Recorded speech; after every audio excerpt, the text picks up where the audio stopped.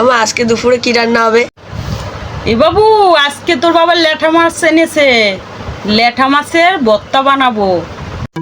প্রথমে মাছগুলোকে নুন হলুদ দিয়ে সিদ্ধ করে নিতে হবে, তারপরে কাঁটাগুলো ছাড়িয়ে নিতে হবে, তারপরে কুচানো পেঁয়াজ, কাঁচা লঙ্কা, ধনে পাতা দিয়ে তারপরে লবণ দিতে হবে, দিয়ে মিক্সিং জারে নিতে হবে সবগুলোকে, নিয়ে একটু রসুন বাটা দিতে হবে তার মধ্যে, দিয়ে সবগুলোকে মিক্সিং করে নিতে হবে। দেখো এরকম হয়েছে।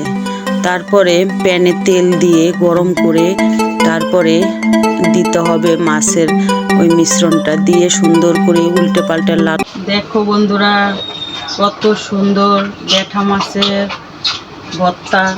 তোমরা এভাবে বাড়িতে বানাতে পারো, কাঁচা লঙ্কা ধনে পাতা দিয়ে তোমরা এভাবে বাড়িতে বানাবা, খেতে হেভি টেস্ট।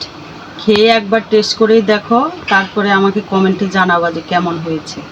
ভালো লাগলে লাইক কমেন্ট শেয়ার করবা, আর আমাদের পেজটাকে ফলো করবা, আর আমাদের একটা ইউটিউব চ্যানেল আছে, সেটাকে সাবস্ক্রাইব করবে।